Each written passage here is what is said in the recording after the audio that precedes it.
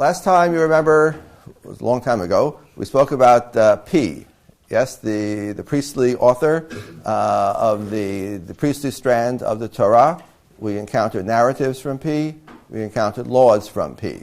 And we spoke a little bit about the characteristics of P and P's notions of religion, focusing on temple, tabernacle, priesthood, sacrifices, holiness of the shrine, etc.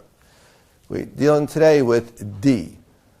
And P and D, I can promise you, in some form or other, that question is going to show up on the final, right? Because this is one of the major thematic questions to pursue in the study of the Torah. That we have two different conceptions of God, religion, the people Israel, Israel's duty to God, nature of relationship between God and Israel. P and D represent, well, Abbott and Costello. They represent ham and eggs, whatever. These are both improper metaphors. But you understand, these are different poles. Okay, what do we mean by D? D is what we scholars call the book of Deuteronomy, or the author of Deuteronomy, or the source of Deuteronomy. In short, Deuteronomy. That's D. What does the word Deuteronomy mean? What? Somebody said law. That's absolutely correct, but it's the second half. Right? The nomi part is law. Nomos in Greek means law. Right? So Deuteronomy is something law. And what's the Deutero? Second. Yes, you know that. Right. Deutero is second. So Deuteronomy means literally second law. It comes out of the Greek translation of a phrase which appears in the book of Deuteronomy, Mishneh HaTorah, Mishneh Torah, or Mishneh HaTorah, which seem, I don't know exactly what it means, a second law, a going over of the law, or something like that. So Deuteronomy is a translation of a phrase that appears in the book. It means second law, literally second law, or perhaps repetition of the law, perhaps, nomos. That's D. Then we have something called the Deuteronomistic author, and B suggests we should all say that out loud together. Deuteronomistic, okay? And Deuteronomistic author, right? Or the Deuteronomist.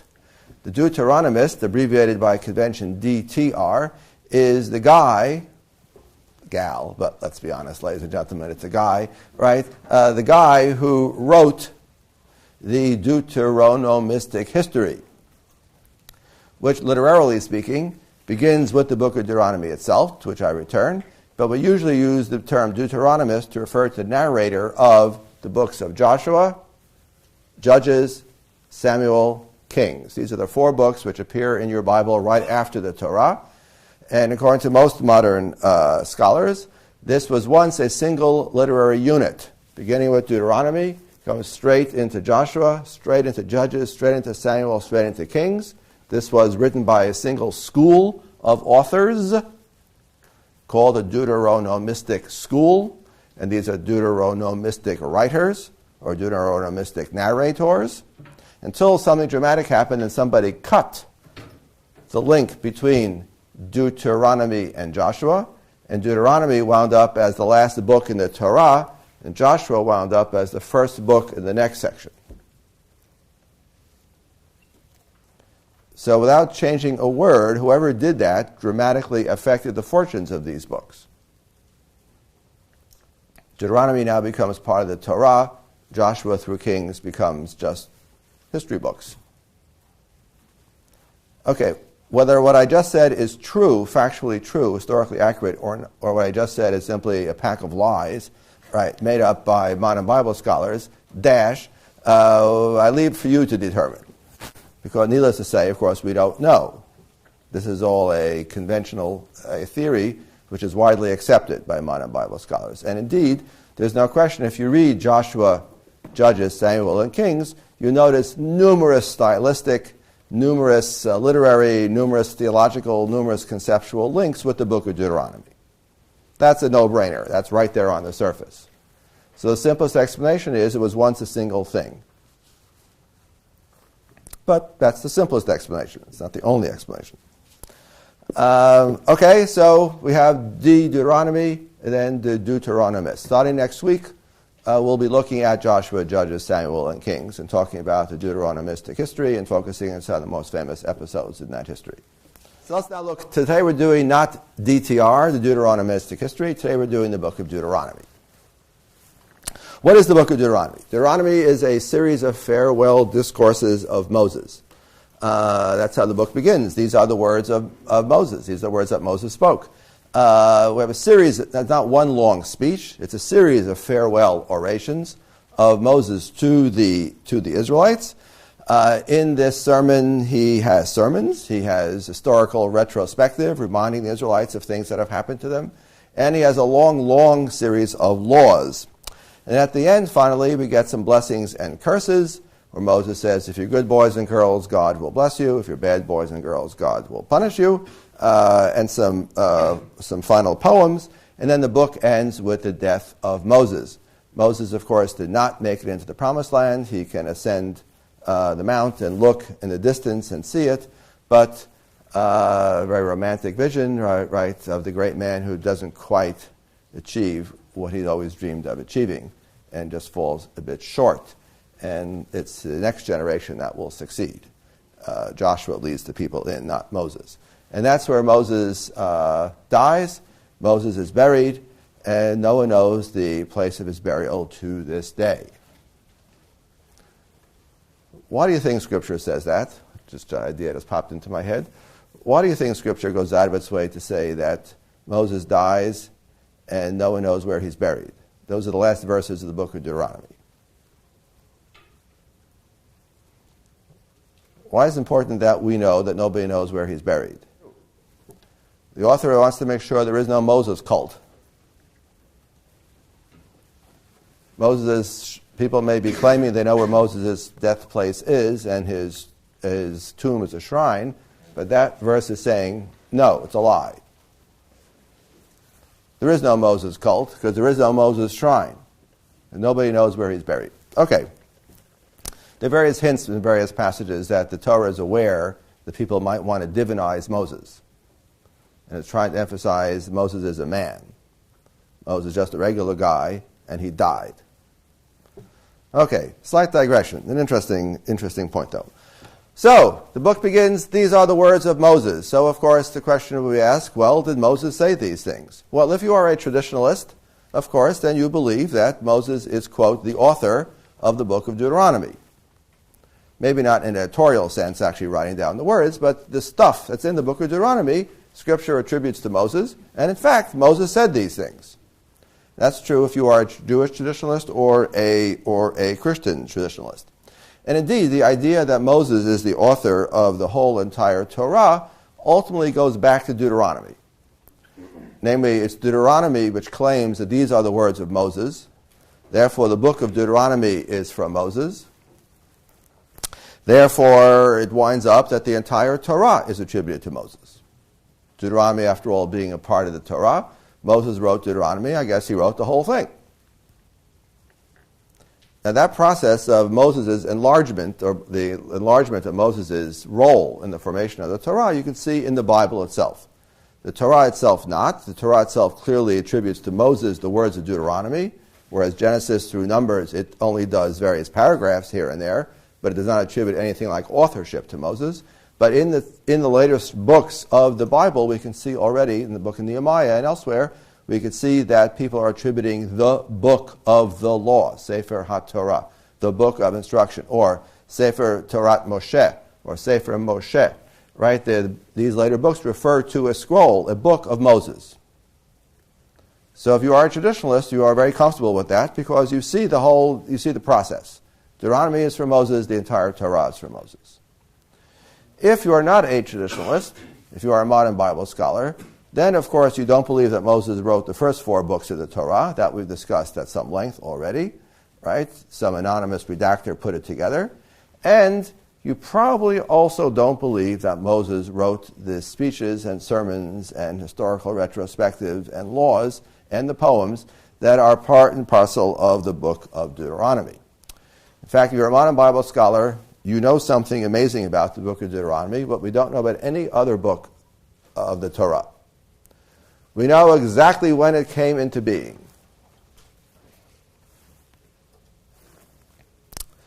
Because all modern Bible scholars agree that the key to understanding the book of Deuteronomy is its origin in that fateful day of the reign of King Josiah, right, when they're doing temple renovations in the temple, and then the court scribe comes running to the king and says, "Master, master, master, look what I found."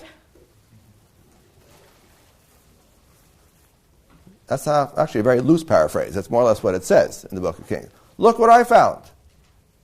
We're redoing the foyer, and getting the painter and the plasterer guys are all here, and look what we found. Now, it doesn't say that they found the book of Deuteronomy, but the rhetoric of the whole passage, and indeed the content and the events that transpire afterwards, surely, and this time I'm saying surely with all intention, surely this is the book of Deuteronomy. Now, modern Bible scholars then, so that's a fact, quote unquote, I would say. That's an anchor point. That's an Archimedean point upon which we can stand. 621 BCE, the book of Deuteronomy is discovered in the temple. Now, does that mean, class, that Deuteronomy was written in 622 BCE? Well, many modern Bible scholars say so, right? That there was a forgery by some pietist priests who were trying to promote their program, and they forged the book of Deuteronomy, slipped it into behind the wall somewhere inside the temple, waiting for it to be discovered, right, shortly thereafter. That part, I would say already, well, that's now a theory. That's a hypothesis. That's a suggestion. That's a conjecture. Maybe, maybe not. What, Professor Cohen, are you suggesting Moses wrote this book and hid it in the temple and it was there for centuries until it was rediscovered? No, I'm saying I don't know. I'm also saying that the book of Deuteronomy is a very complicated book. It's not the kind of books written by some nefarious priests in the dark of night in their hidden hideaway, right, which they write a single composition. It's not. It's a multi-layered composition. So the book of Deuteronomy has a complicated history too, which of course I don't know, and I'm tempted to say nobody knows. Right? This is all being conjectural. So I'm not going to pursue that point. I'll simply point out right now that the book of Deuteronomy has sources, i.e. there are different hands that are contributing to what Deuteronomy has. Good. So what are the major themes in Deuteronomy? And let's see how various strands contribute to the formation of the book. That I mean not the literary formation of the book, but rather its content, its ideas. Okay, so let's start. The book certainly represents the interests of the Jerusalem priesthood, because one of the most striking characteristics of the book of Deuteronomy is its emphasis on the centralization of the cult. Centralization of the cult. What's the word cult mean again, class? Okay, so cult is that which we do to keep the gods happy. That's really in a nutshell. Right. The things that we do to follow the commands of the gods, the deity, so as to keep the gods happy. So the rains will come and the crops will grow. That's the cult. In the case of ancient Israel, the cult means the worship of the Lord in the temple, which means sacrifices, which I spoke about last week. So Deuteronomy's main point, the classic chapter is Deuteronomy 12, is that the cult, the sacrificial worship of God, is to take place in only one place. The place in which God has chosen or shall cause his name to dwell. A phrase that appears half dozen times in that chapter. If you're going to slaughter an animal as a sacrifice, that act must take place inside the chosen place. Outside it is a sin. Now remember Leviticus 17. I spoke about that very mysterious chapter where, according to Leviticus, every act of slaughter is defined as sacred slaughter, and every act of sacred slaughter must take place in the shrine, in the central shrine. Deuteronomy has a much more reasonable definition. No, if it's a sacred act of slaughter, it must take place in the central sanctuary. True. But if you just want a hamburger You can slaughter, go to the backyard and slaughter your animal and eat it. Just don't eat the blood. Just make sure you don't eat the blood. But you can slaughter any animal, have a hamburger, have a party feast, have a family feast. Thanksgiving's coming. Go right ahead. You don't have to go to the central shrine just to eat meat. So Deuteronomy has a certain strong notion of centralization. The cult transpires in only one place. That one place is the place in which God has chosen for his name to dwell. And outside it, you may not offer sacrifice to God. You may eat meat, but you may not offer sacrifice to God. Deuteronomy, therefore, has the notion of pilgrimage. 3 times a year you are to come up to the central sanctuary and bring with you your offerings and present them to God, and or eat there.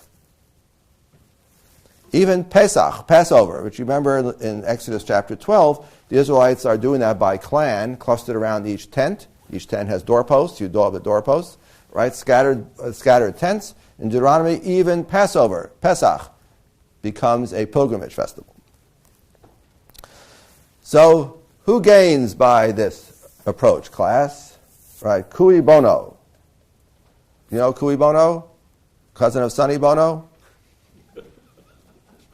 Who's Sonny Bono, you're going to ask me next. I can tell it. Okay. You're too young. Okay. So who's cui bono? C-U-I-B-O-N-O. Latin. For whose benefit? Who stands to gain by this legislation? Who stands to gain by saying you can't bring a sacrifice anywhere except here in Jerusalem, and 3 times a year every male Israelite should come on pilgrimage with money in his pocket, schlepping along a lamb and a cow and this and that, and sit here and eat and pay money and rent an apartment and get a hotel and buy souvenir trinkets for children, right? And aid the local economy, right? Who benefits from this? The priests of the temple, of course.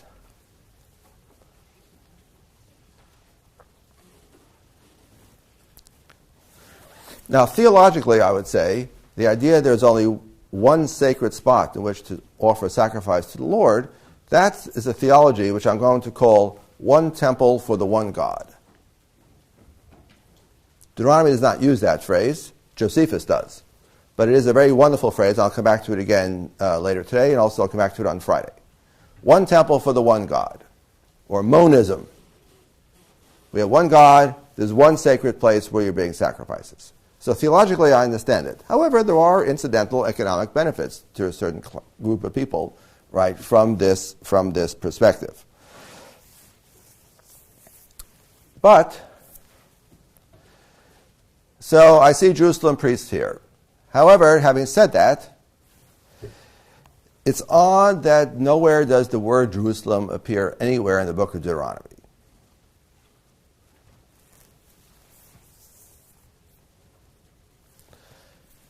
I had been in Jerusalem, my priesthood living at the time, I would have figured out a way for Moses to say, flat out, black on white, and by the way, that one place in which God has chosen for his name to dwell, where the central shrine is going to be located, that place is Jerusalem. They didn't do that. This is very puzzling. So some people have argued that this is evidence that the original, you know the way modern Bible scholars think, everything's always a conspiracy, right? So they think, originally in the book of Deuteronomy, it probably didn't mean Jerusalem. It probably meant someplace else. And then it gets transferred to Jerusalem.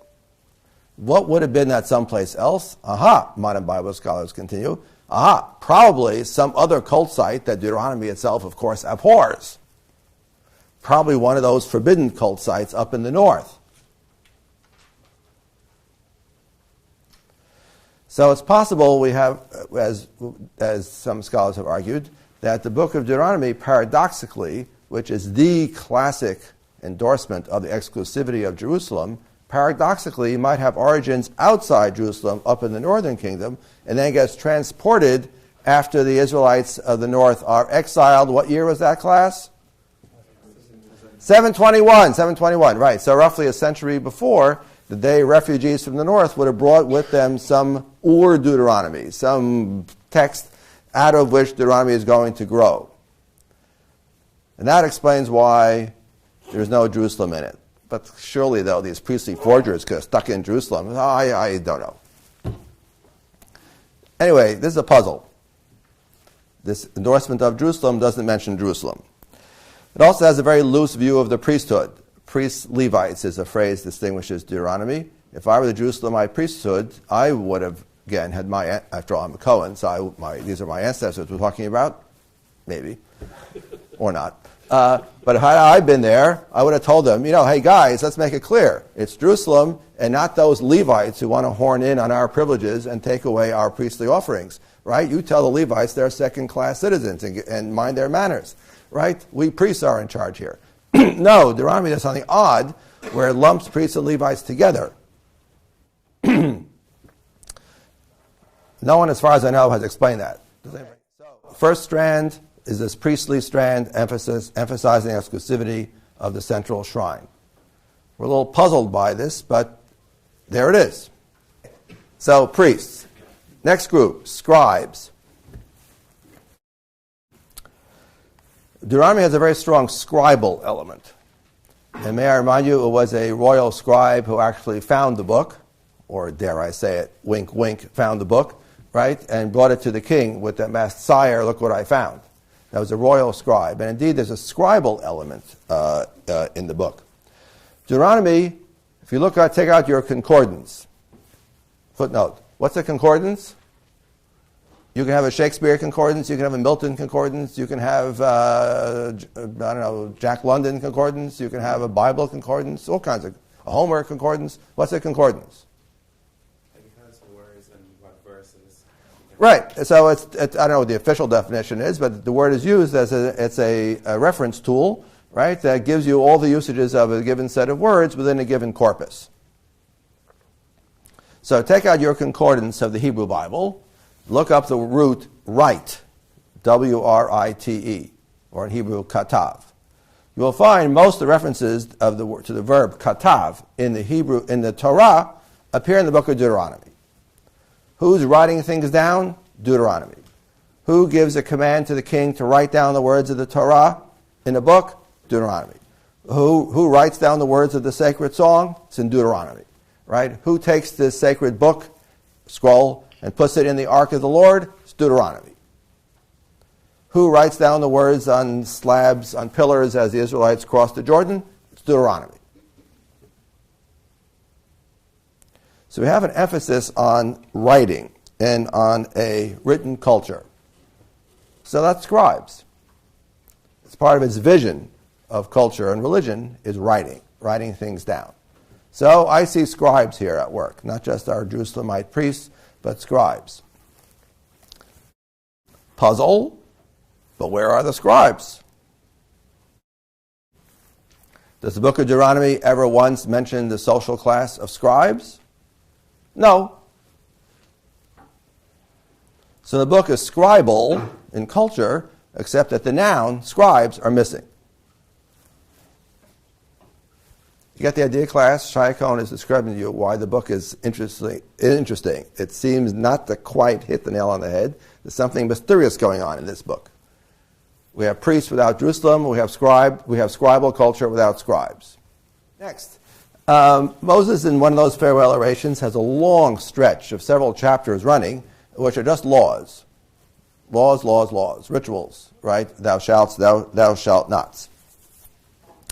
Modern scholars and ancient readers were all puzzled by what are these laws, what's included, what's not included, how are they arranged, how do we get from one law to the next. This is all completely mysterious. I mean, you can recognize certain clusters of laws, but for the most part, these laws are completely, it seems, chaotic, the way they're arranged. No one has figured it out. People have tried very hard. There are various theories out there. Okay, what's the content of these laws? Well, we can see some themes in these laws. We have a limit of the power of the king and the prophet. This is worth talking about for a second. Deuteronomy is the only book in the Torah that talks about these two important sources of authority. One is the king and one is the prophet. The prophet we'll talk about in a couple of weeks down the road. The prophet is the man, in this context it is a man, right, who claims authority based on direct revelation. So the priest has his institutional home in the temple. The prophet has what Max Weber would call charisma. And then we have the king. Deuteronomy on the one hand, on the other hand. On the one hand, Deuteronomy says, appoint for yourselves a king. Have a king. And then Deuteronomy immediately does something absolutely amazing, where it says, but the king may not do this, the king may not do that, the king may not do this, and the king may not do that. Where Deuteronomy promotes the theory or the notion of kingship, but at the same time, Deuteronomy has the idea that the king himself is subservient to the law. The king is not above the law. The king must in turn obey the law. And in fact, what does the king do in his spare time, according to that paragraph in Deuteronomy? He's supposed to write out a copy of the entire Torah, whatever that means exactly in the book of Deuteronomy. Probably means the book of Deuteronomy. He should write out a copy of the entire Torah and keep it with him in his bosom at all times. Like Sam Irvin, I'm just a country Santa from North Carolina, right, who walks around with a copy of the Constitution in his pocket. So the king is supposed to walk around with a copy of the Torah in his pocket to remind himself there is a law.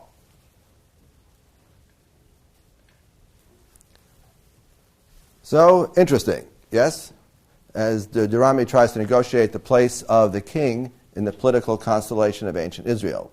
And is the only book in the Torah to even mention the king. The prophet we'll come back to in a couple of weeks. Deuteronomy has a strong charitable aspect to it. It refers repeatedly to widows and orphans. Widows, orphans, and Levites. Levites, you recall, are landless. Which you, Israelite squire, Israelite farmer, you are to look out for the less fortunate and make sure that they have something to eat, right? On the widows and orphans. Part of that is this merciful streak, or this humanistic streak, is our various laws of what you call social welfare. Not to return a runaway slave. The law that was widely quoted by abolitionists in America in the 19th century. Right, not to return a runaway slave, according to Deuteronomy, is prohibited. Not to take away a chick from the nest while the mother bird is there. The rabbis say that's nothing to do with mercy. That's just a decree of the Holy One. Blessed be He. It's a strange law, but there it is. Don't take away the chick if the mother bird is there.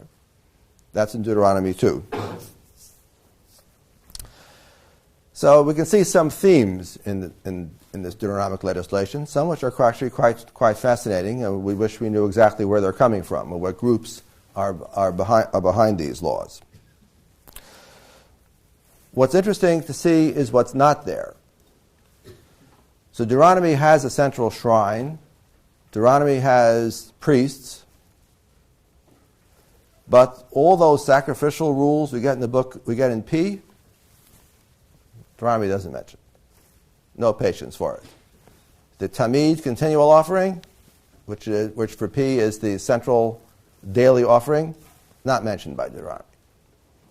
All those purity rules that come with the emphasis on priests, temple, holy site, Deuteronomy has almost none. Almost none. Corpse impurity, not there. Impurity of menstruation, childbirth, not there. Purity of ejaculation, that is there, one verse. So Deuteronomy has a scaled down set of purity rules. And a complete de-emphasis on all those sacrificial requirements from P. And yet, of course, we're emphasizing the central shrine. So Deuteronomy has a different vision of how holiness manifests itself in Israelite society than P does. The fun thing to do, and in fact some of you might do this on your second paper, is to do compare and contrast between Deuteronomy's version of laws and an earlier version of the laws, either in the Covenant Code or in P or just earlier in the Torah. Deuteronomy has its own particular take on numerous laws, which are clearly the same law, quote unquote, the same, but not the same at all. Right, so that's fun. That's fun to do, and maybe some of you will do that. Okay, so we have this legal material with its own set of themes. We don't know exactly what group is behind this legal material. Some of it are priests, of course. Maybe some scribes again get in there, but legal material. Deuteronomy has a vision, at least in some extent, in its retelling of the laws. Deuteronomy has a wide variety of laws and a wide variety of topics. We don't know where they come from. Again, in its literary setting, this is Moses speaking to the people of Israel, and Moses speaks about himself in the first person singular in some of these laws, notably the laws about the prophet, right? Kamoni, right? He says, right? Moses says, God will raise up a prophet like me. Moses is saying. So Moses is talking in the first person. That's the literary setting. Moses, first person singular, talking to the Israelites about God. The setting is still Moses before he dies in the wilderness. However, we understand, presumably, these laws were actually meant to be applicable to Israelites living in Judah in the 7th century BCE. But who actually wrote these laws and how these laws came about, we don't know. Right, the covenant code back in Exodus seems to have all kinds of connections with Near Eastern law codes. Deuteronomy is doing something different. So P is doing something different. Deuteronomy is doing something different. The covenant code, these are all not the same. They all wind up cheek by jowl neighbors in the Torah. That's what makes the Torah such a fascinating book. Or let's put it this way. If Moses wrote the whole thing, then Moses changed style and orientation periodically. If you are a traditionalist, you have to say that. Deuteronomy is a great book. It really is terrific. Okay, I gave you my editorial advice. Wisdom traditions. Right, lurking behind parts of Deuteronomy are wisdom traditions. What are wisdom traditions? Well, we'll come back to this in a couple weeks. So write the stuff down in your notes or pay attention, and then try to remember it when we get to wisdom in a few weeks down the road. Fundamentally, wisdom teachers are those who teach that virtue is its own reward. The reward of living a good life is you lived a good life. The reward of being moral, pious, God-fearing, upright is that you're moral, pious, God-fearing, and upright. That's your reward. We de-emphasize this mechanical notion that good boys get punished or good boys get rewarded, they get a gold star, they get a silver dollar, they get a bag of candy, and bad boys get demerits and lose points, and no, we don't think that way. We wisdom teachers, we don't think in such mechanical terms, right? Virtue or piety is its own blessed state. Fear the Lord. Be good boys and girls, and you'll have a good life. That summarizes the book of Proverbs. I just told you right now, that's a summary of the entire book of Proverbs. You don't believe me? Start to read the book of Proverbs. You'll notice it's rather repetitive. That's the theme of the entire book of Proverbs. So there are a couple of passages in Deuteronomy where he uses this rhetoric, the rhetoric of wisdom. Right, sage advice, good counsel. Advice to you, what do I need to do to lead a good life? The most important part is the chapter 4, which is a wonderful sermon. It's what it is, it's a sermon, right? In which the author, Moses, if you insist, right, tells the Israelites that the word of the Lord is your wisdom. Ki hi chochmatchem u'binatchem le'nei ha'amim. Right? This is your chochmah, this is your wisdom, your bina, your understanding. I mean, doing the Torah, this is what it constitutes wisdom. Follow these instructions and you'll have a good life. Part of that theme, I think, is the theme of study and knowledge. Right? How are you going to lead a good life? Answer, you have to know what to do. Study the Torah. Meditate on it. If you study the Torah, meditate on it. Keep it with you at all times. Bind it on your arms. Put it on your heads. Write it onto your doorposts. Teach it to your children. Meditate on it when you lie down and when you rise up. And by doing these things, you have well, how exactly do I phrase this? Ennobled yourself? Raised your own spirituality?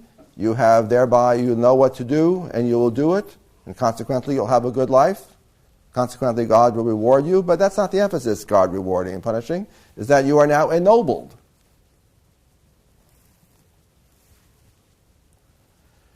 This is striking, this motif. You will not find this motif anywhere in P. Do those nefarious priests of Jerusalem want you to meditate upon the words of the Torah day and night and internalize them and teach them to your children and write them down on your doorposts? No, no, no. Those nefarious priests say, you want to have a question? You come ask me. I'll tell you what to do. Deuteronomy has that. If there is a question which you can't answer, go consult the priest at the central shrine. That's also in Deuteronomy. But Deuteronomy has this motif of meditating on the words of God, meditating on the Torah, writing them down, teaching them to your children, internalizing them. That's also Deuteronomy. So I'm calling that wisdom as a theme, or as a motif, which is distinctively Deuteronomistic.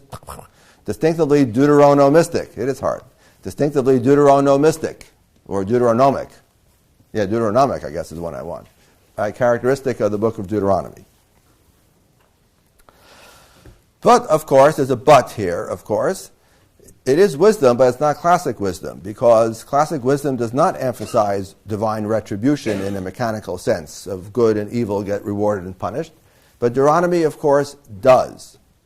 Deuteronomy very much has the straight connection that if you're good, rains will fall, crops will grow, and everything will be fine.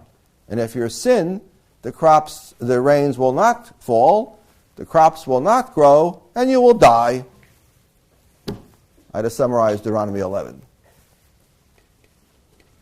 Right? Very much a straight connection, right? Deuteronomy is quite confident. And at the end of the book, there are these hair-raising curses, which Moses warns the Israelites, if you're bad boys and girls, these are the terrible things that will happen to you. And it is really hair-raising. So this, I would say, is very much not a wisdom mode of rhetoric. This is a old-fashioned theology, theodicy kind of rhetoric. Deuteronomy has that too. I'm not sure exactly how to make all this come out, all this work, but there it is. We'll come back to the theme of divine justice on Friday. But this is a major motif in the book of Deuteronomy. God is a just God who punishes the wicked and rewards the righteous. Okay. See, the book gets curiouser and more complicated.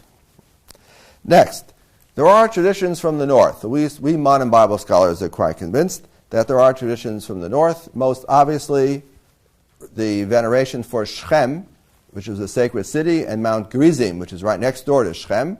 That's in the blessing ceremony at the end near the end of the book in Deuteronomy 27, right?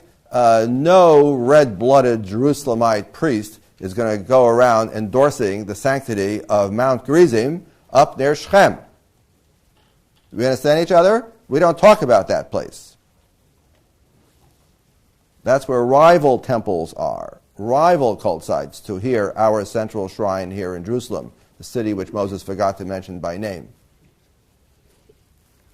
But there it is in Deuteronomy. So we all agree that has to come from some northern tradition, which was saying, no, here an important Israelite ceremony took place and presumably is replicated, which continues to take place, here on Mount Gerizim right next to Shechem. Now that's a tip-off. Once you notice that some of the stuff might come from the northern kingdom, which was destroyed in 721, and presumably refugees fled south into Judah and probably brought these traditions with them, and these traditions wound up getting into the book of Deuteronomy. Once we have that idea in our heads, let's start to look around for other things that might come from the north. And here modern Bible scholars have argued that a very important idea that comes from the north, and this I'll come back to again on Friday, is the idea of the exclusivity of the worship of God.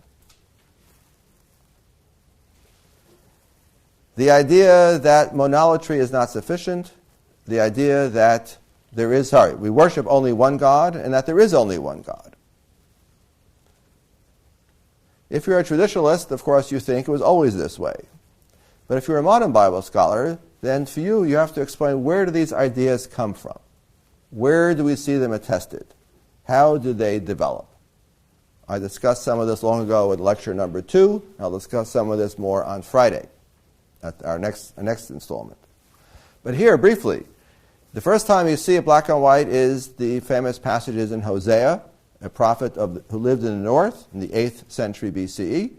Hosea is the one who develops the marital imagery, marriage metaphor. Israel to God is like a wife to a husband. No sleeping around. If you have a husband, that means you have exclusive loyalty to your husband. And Israel, by worshiping other gods, has proved faithless.